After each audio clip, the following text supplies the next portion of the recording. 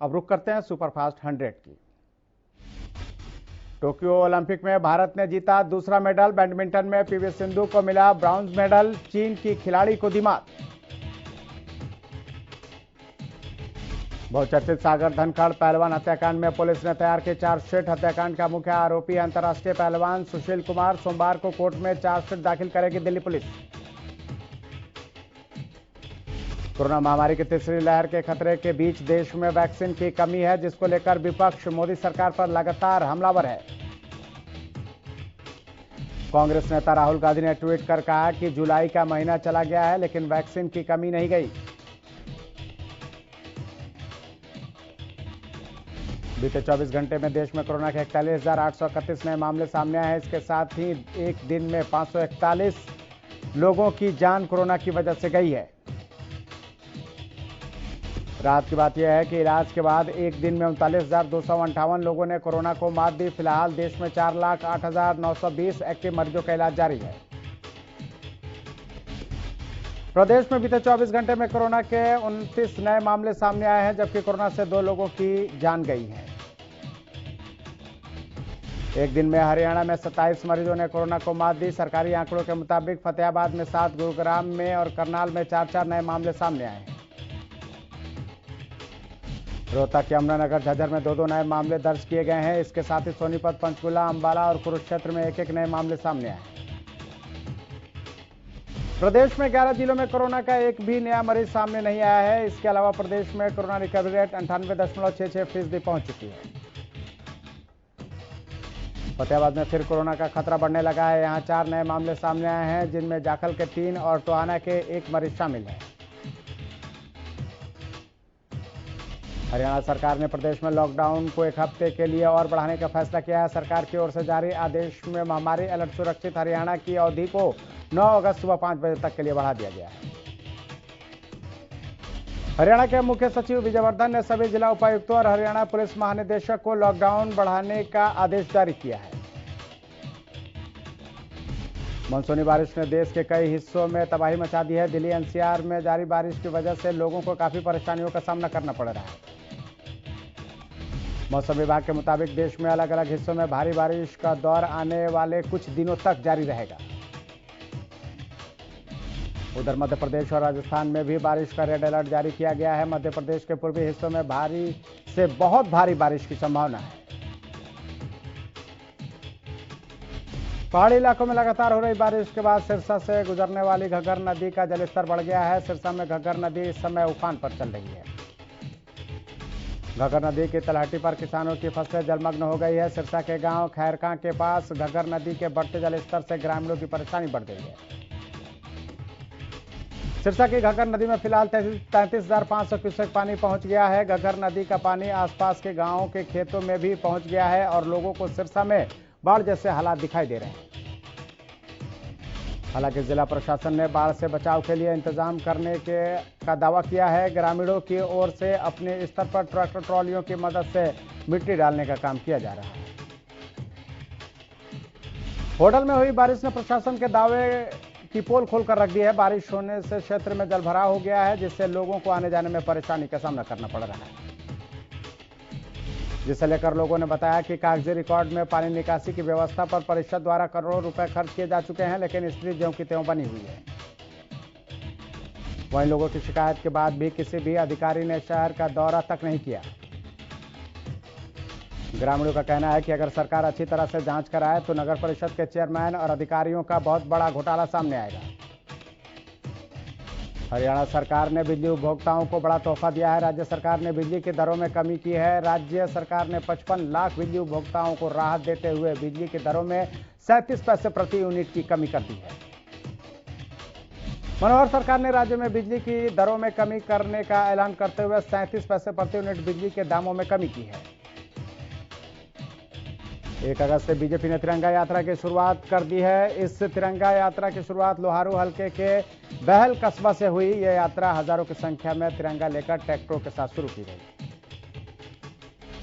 यात्रा की अगुवाई हरियाणा के कृषि मंत्री जेपी दलाल और बीजेपी प्रदेश अध्यक्ष ओम प्रकाश धनखड़ ने की। लोहारू के बहल से शुरू की गई इस तिरंगा यात्रा में हजारों ट्रैक्टर शामिल हुए। इस मौके पर देश की आजादी में भूमिका निभाने वाले शहीदों को याद करते हुए उनके आदर्शों पर चर्चा की गई। तो वहीं बीजेपी के प्रदेश अध्यक्ष ओम प्रकाश धनखड़ ने बताया कि प्रदेश की सभी विधानसभाओं में तिरंगा यात्रा संपन्न होगी। हरियाणा में आज से बीजेपी की तिरंगा यात्रा शुरू। शहीदों के नाम बीजेपी निकाल रही है तिरंगा यात्रा। लोहारू में कृषि मंत्री और बल्लभगढ़ में परिवहन मंत्री के नेतृत्व में शुरू हुई तिरंगा यात्रा। हरियाणा बीजेपी प्रदेश भर में तिरंगा यात्रा निकाल रही है, जिसके तहत बीजेपी नेता अपने अपने क्षेत्र में कार्यकर्ताओं के साथ तिरंगा यात्रा निकाल रहे हैं। वहीं बीजेपी की तिरंगा यात्रा पर किसान नेताओं ने किसानों से खास अपील की है। किसान नेता योगेंद्र यादव ने संदेश देते हुए कहा कि बीजेपी की तिरंगा यात्रा का विरोध न करें। बीजेपी तिरंगा यात्रा के जरिए किसान आंदोलन को बदनाम करना चाहती है, जिसे किसी भी कीमत पर कामयाब नहीं होने दिया जाएगा। वहीं योगेंद्र यादव के साथ साथ गुरनाम सिंह चडोनी ने भी किसानों से तिरंगा यात्रा का विरोध न करने की अपील की है। साथ ही गुरनाम सिंह चडोनी ने कहा कि किसान यात्रा किसान और सरकार दोनों के लिए संदेश है। सरकार के लिए यह संदेश है कि किसान अभी सोए नहीं है। किसानों को यह संदेश है कि आंदोलन से जुड़े रहें। कैथल में भाकियों की बैठक पुंडरी किसान भवन में होनी थी, लेकिन प्रशासन ने किसान भवन के मुख्य गेट को बैठक से पहले ही ताला लगा दिया। बता दें, जब किसानों ने मार्केट कमेटी के सचिव को कई बार फोन किया तो उन्होंने फोन नहीं उठाया। उसके बाद किसानों ने एसडीएम कैथल के पास फोन किया तो उन्होंने भी मुख्य गेट का ताला नहीं खुलवाया। वहीं किसानों ने भारी बारिश में भीगते हुए सरकार और प्रशासन के खिलाफ किसान भवन के बाहर मुख्य गेट पर नारेबाजी की। किसानों ने लगातार सरकार और प्रशासन का किसान विरोधी नीतियों का डटकर विरोध किया। शनिवार को कालावली के गांव दादू साहिब में एससी कमीशन के तरफ आने की बात पर किसानों की ओर से नारेबाजी की गई और उन्हें आने से रोक भी दिया गया। महम के बैल से सैकड़ों किसान और युवा कांवड़ लेकर टिकरी बॉर्डर के लिए रवाना हुए, जो किसान आंदोलन को मजबूत करने का काम करेगी और किसानों का हौसला बढ़ाएगी। यात्रा में शामिल होने वाले युवाओं ने बताया कि पहले हरिद्वार से भोले बाबा के लिए कांवड़ लेकर आते थे, लेकिन इस बार वो भोले भाले किसानों के लिए कांवड़ लेकर टिकरी बॉर्डर धरना स्थल पहुंचेंगे। वहीं किसान और युवाओं ने सरकार पर निशाना साधते हुए बताया कि सरकार किसान आंदोलन को कमजोर समझने की भूल ना करे। किसान आंदोलन मजबूत है और रहेगा।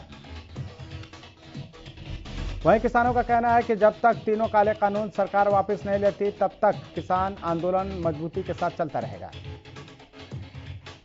तेल के दाम बीते कुछ दिनों से नहीं बढ़ रहे हैं। लोग इससे राहत महसूस कर रहे हैं कि सब्जियों ने लोगों की राहत को नजर लगा दी है। पिछले कुछ दिनों से पेट्रोल डीजल के दामों पर लगाम लगी हुई है, लेकिन उनकी कमी अब दूसरी चीजें पूरी कर रही हैं। पहाड़ी इलाकों के साथ कई प्रदेशों में चल रही बरसात के बाद जहां लोगों को गर्मी से राहत मिली है,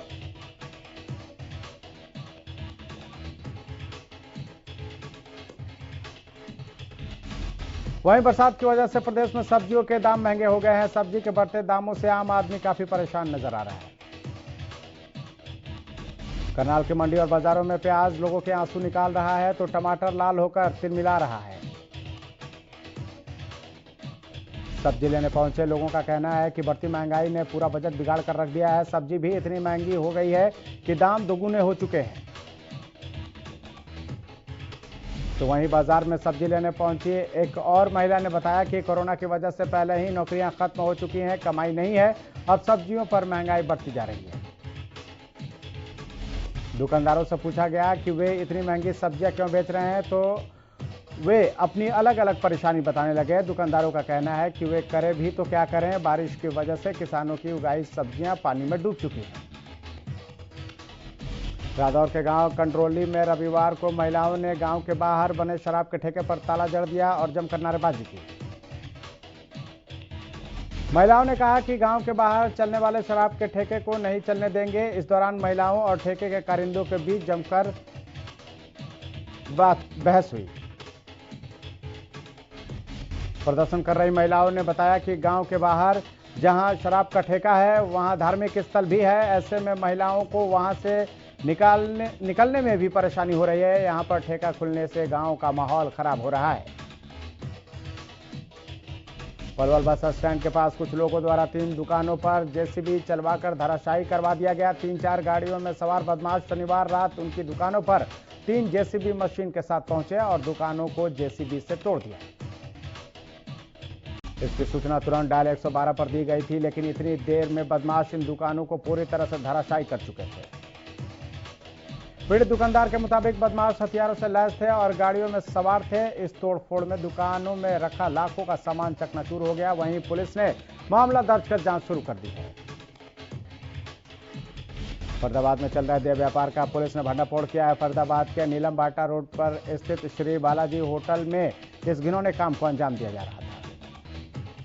पुलिस ने इस मामले में 13 लड़कियों समेत 37 लोगों को गिरफ्तार किया है। दरअसल देह व्यापार की खबर मिलने पर पुलिस ने पहले एक फर्जी ग्राहक बनाकर होटल में भेजा और सूचना कंफर्म होने के बाद होटल में छापा मार दिया। पुलिस ने वहां से 13 लड़कियों समेत 37 लोगों को गिरफ्तार किया। पुलिस के मुताबिक सभी लड़कियां दिल्ली एनसीआर इलाके की हैं जो यहां पार्टी के लिए आई हुई थी। वहीं सभी युवक फरीदाबाद के रहने वाले हैं। पुलिस के मुताबिक फरीदाबाद की रहने वाली एक युवती ने इन सभी युवतियों को फरीदाबाद बुलाया था और ये सभी अनैतिक काम कर रही थी। पुलिस ने 4 दिन पहले भी होटल पर छापा मारकर 44 लोगों को गिरफ्तार किया था। ऐसे में पुलिस द्वारा की जा रही कार्रवाई से इलाके में हड़कंप मचा हुआ है।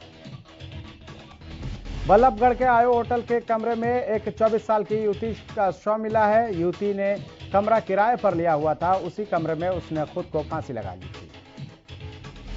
मामले की सूचना पुलिस को दी गई। जानकारी देते हुए एसएचओ ने बताया कि युवती ने दिमागी तौर से परेशानी के चलते ये कदम उठाया,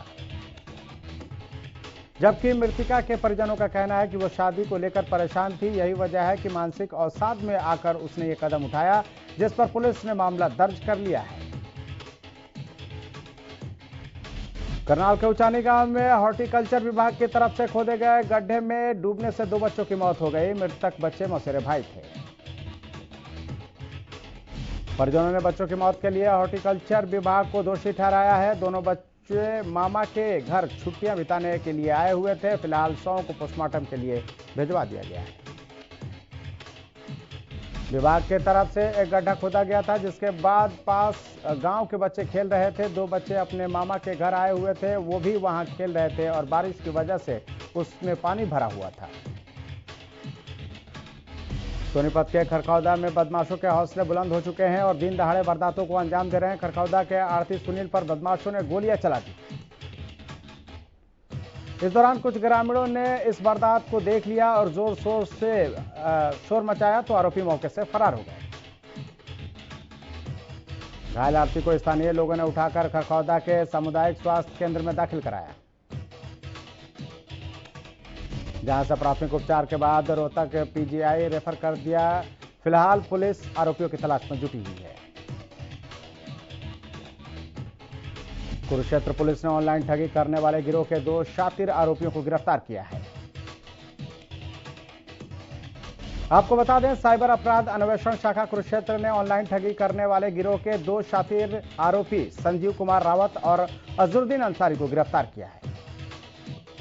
वहीं आरोपी से एक मोबाइल फोन, सिम कार्ड सहित 3 एटीएम कार्ड और 30,000 रुपए नकदी बरामद की गई है।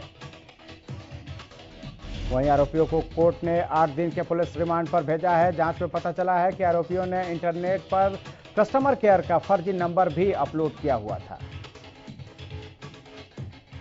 गोहाना के जवाहर गांव में 2 दिन पहले हुई हत्या के मामले में पुलिस को कामयाबी मिली है। पुलिस ने एक आरोपी को गिरफ्तार किया है। आरोपी ने कबूल किया है कि उसने लूट के इरादे से सेल्समैन सुमित पर हमला किया था, जिसमें सुमित की मौत हो गई। वहीं इस मामले में जानकारी देते हुए एसएसपी ने बताया कि पुलिस आरोपी को अदालत में पेश कर रिमांड पर लेगी, ताकि लूट के पैसे और सामान को बरामद किया जाए। गोहाना में बारिश से गोहाना पानीपत रोड पर गांव गढ़ी उजाले खां में एक मकान की छत गिर गई। हादसे में मकान के मलबे में पति पत्नी दब गए। पड़ोसियों की मदद से दंपति को मलबे से बाहर निकाला गया। जूनियर वर्ल्ड कैडेट कुश्ती में कांस्य पदक हासिल कर लौटे बहादुरगढ़ के पहलवान सुमित दलाल का शानदार स्वागत किया गया। आपको बता दें कि मढ़ौड़ी गांव के सुमित ने हंगरी के बुडापेस्ट में हुई सब जूनियर वर्ल्ड कैडेट कुश्ती प्रतियोगिता में यह उपलब्धि हासिल की। सुमित दलाल ने कांस्य पदक के मुकाबले में कजाकिस्तान के पहलवान को 8-0 के अंतर से हराया। हिंद केसरी सोनू अखाड़े के पहलवान सुमित दलाल का अखाड़े में पहुंचने पर जोरदार स्वागत भी किया गया। इस दौरान HLCT के निदेशक राकेश जून ने पहलवान का फूल माला से स्वागत किया और 3,22,000 का इनाम भी दिया। सुमित के कोच ने बताया कि सुमित एक अनुशासित और मेहनती पहलवान है, जिसकी वजह से वो आज इस मुकाम तक पहुंचा है और आने वाले दिनों में ओलंपिक में भी देश का नाम रोशन करेगा। फरीदाबाद में एक महिला की शर्मनाक करतूत सामने आई है, जहां जवाहर कॉलोनी में दूध गर्म करते वक्त बच्चों से दूध गिर गया तो मां इससे नाराज हो गई। महिला ने पहले तो बच्चों की बुरी तरह से पिटाई की और इतने से भी जब उसका मन नहीं भरा तो उसने बच्चों के कपड़े उतारकर उन्हें घर से बाहर कर दिया। इस वारदात का वीडियो भी बनाया महिला ने, जिसके सामने आने पर चाइल्ड वेलफेयर कमेटी ने इस पर संज्ञान लिया और पुलिस में आरोपी की महिला के खिलाफ थाने में शिकायत दर्ज करवाई। तो वहीं पुलिस ने भी सूचना मिलने पर जवाहर कॉलोनी में पहुंचकर जांच पड़ताल की और जुवेनाइल जस्टिस एक्ट के तहत मुकदमा दर्ज कर लिया। हरियाणा पुलिस भले ही सेवा सुरक्षा और सहयोग का नारा देते नहीं थकती हो, लेकिन बीजेपी सरकार में पीतल नगरी कितनी सुरक्षित है, इसका अंदाजा इस घटना से शायद लगाया जा सकता है। रेवाड़ी की नई अनाज मंडी में लूट के इरादे से बदमाशों ने एक व्यापारी पर हमला कर दिया, जिसमें व्यापारी गंभीर रूप से घायल हो गया, जिसे उपचार के लिए अस्पताल में भर्ती कराया गया है। हमले की पूरी वारदात वहां लगे CCTV में कैद हो गई। सूचना पाकर मौके पर पुलिस ने मामला दर्ज कर लिया, बदमाशों की तलाश शुरू कर दी है। पलवल के एक्सिस बैंक से गन पॉइंट पर 95 लाख रुपए की नकदी लूटने वाले गिरोह के 5 आरोपियों को पुलिस ने गिरफ्तार कर लिया है। 4 आरोपी फिलहाल फरार हैं, जिनकी गिरफ्तारी के लिए पुलिस लगातार उनके ठिकानों पर दबिश दे रही है। सभी आरोपियों के खिलाफ लूट, डकैती, हत्या जैसे कई संगीन मामले बिहार राज्य में पहले से ही दर्ज है। फिलहाल आरोपियों को गहन पूछताछ बरामदगी के लिए अदालत में पेश कर 5 दिन के पुलिस रिमांड पर लिया हुआ है। सोनीपत के कुंडली में किराए पर आ रहे 2 दोस्तों में शराब के नशे में झगड़ा हो गया। इस दौरान दूसरे दोस्त ने अपने ही दोस्त की चाकू मारकर बेरहमी से हत्या कर दी। पुलिस ने मृतक के परिजनों को वारदात की सूचना दे दी। बताया जा रहा है कि आरोपी युवक उत्तर प्रदेश का रहने वाला है। राजौर की ऑट कॉलोनी में 21 जुलाई को 2 पक्षों में हुए खूनी संघर्ष में घायल एक शख्स की शुक्रवार को संदिग्ध हालत में मौत हो गई।